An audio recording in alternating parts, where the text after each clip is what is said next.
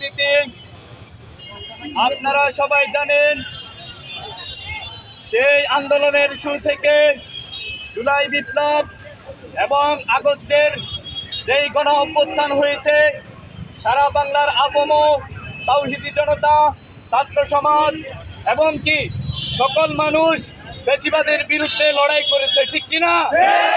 কিন্তু আমরা দেখতে পাচ্ছি ফ্যাসিবাদ বাংলাদেশ থেকে বিতাড়িত হওয়ার পরেও নির্লজ্জের মতো একের পর এক বাংলার বিরুদ্ধে ষড়যন্ত্র করে যাচ্ছে। সংগ্রামী উপস্থিতি, আপনারা হয়তো বলতে পারেন যে এত অল্প কম সংখ্যক মানুষ দিয়ে আমরা আজকের এই কর্মসূচি করতেছি। আসলে আমাদের এই কর্মসূচি ছিল তাৎক্ষণিক। আমরা শুধুমাত্র এটা জানান দিতে চাই, বাংলাদেশের সার্বভৌমত্ব নিয়ে যদি কেউ বিন্দু মাত্র কটূক্তি কথা বলে, আমরা তাদেরকে কোনো ছাড় দেব না। বাংলার মুসলমান ভারতের আগ্রাসন বিরোধী হয়ে ভারতের আগ্রাসনের বিরুদ্ধে যে সকল দল মত রাজনৈতিক ডান বাম দল থাকবে, আমরা সবাই ঐক্যবদ্ধ, ঠিক কিনা? ভারত এবং ফ্যাসিবাদের বিরুদ্ধে যখন আমাদের অবস্থান যায়, আমাদের মাঝে তখন একটাই পরিচয় থাকে, আমরা ভারতের আগ্রাসনের বিরোধী, ভারত ফ্যাসিবাদের বিরোধী।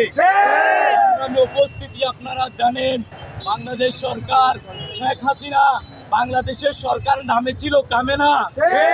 একটি দেশের সরকার মানে তার উচিত সারা দেশ তার হাতে রেখে বাংলাদেশকে এমনকি সারা দেশকে সুন্দরভাবে গঠন করা, কিন্তু সে চেয়েছিল বাংলাদেশকে একটি ভারতের অঙ্গরাজ্য করার জন্য। কিন্তু বাংলার মানুষ জুলাই এবং আগস্টের বিপ্লবে প্রমাণ করে দিয়েছে ভারতের আগ্রাসনকে বাংলার মানুষ গ্রহণ করে না। উপস্থিতি, আপনারা জানেন ভারতের ইসকন গুন্ডা বাহিনী চট্টগ্রামে আমাদের সাইফুল ইসলাম ভাইকে শহীদ করেছে। আমাদের ভাইদেরকে শহীদ করে আমাদেরকে ভয় দেখিয়ে লাভ নেই। এবং আমরা রাসূল সাল্লাল্লাহু আলাইহি সাল্লামের যুগ থেকে শুরু করে এই পর্যন্ত আমরা খালিদ বিন ওয়ালিদের উত্তরসূরি হিসাবে বেঁচে আছি। মৃত্যুর ভয় দেখিয়ে লাভ নেই, ঠিক না?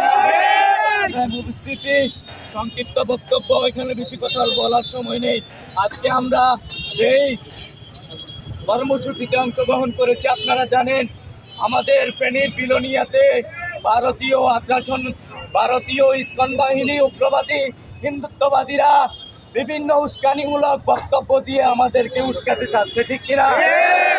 আমরা সাম্প্রদায়িক সম্প্রীতির বাংলাদেশ কোনো উস্কানিকে ঠাঁই দিব না, ঠিক কিনা? আমরা তাদের কোনো উস্কানিকে প্রশ্রয় দিব না। বাংলার মুসলমান এবং কি বাংলার আপামর জনতা সবসময় ঐক্যবদ্ধ ছিল।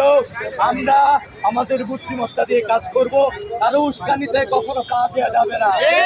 আপনারা জানেন সেই জুলাই বিপ্লব থেকে এই পর্যন্ত আমাদের অনেক ভাই শহীদ হওয়ার পরেও এখনো পর্যন্ত আমাদের কোনো খুনিদের এখনো পর্যন্ত বিচার হচ্ছে না। হচ্ছে কি?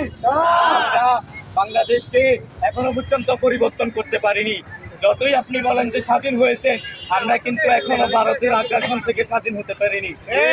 উপস্থিতি, ভারত সরকারকে বাংলার আপামর জনতার পক্ষ থেকে হুঁশিয়ারি করতে চাই, আমাদেরকে নাড়া দিবেন না।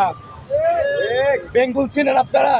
বেঙ্গুলের বাসায় বেঙ্গুল কিন্তু কাউকে কোনো কিছু করে না, কিন্তু যখন আপনি গুতা দিবেন তখন কিন্তু আর আপনার অস্তিত্ব রাখবে না। বাঙালি জাতি ৭১ যুদ্ধ করে দেখিয়ে দিয়েছে, বাংলার জাতি ২৪-এর গণ অভ্যুত্থানে যুদ্ধ করে দেখিয়ে দিয়েছে। বাংলার জাতি অস্ত্র না থাকুক কিন্তু ইমানি বলে বলিয়া। আমরা সকল ভারতের আগ্রাসনের বিরুদ্ধে আমরা আমাদের শান্তিপূর্ণ এই দাবি জানাচ্ছি, যাতে আমাদেরকে কোনো প্রকার উস্কানিমূলক বক্তব্য দিয়ে তাদের বিপক্ষে যাওয়ার জন্য আমাদেরকে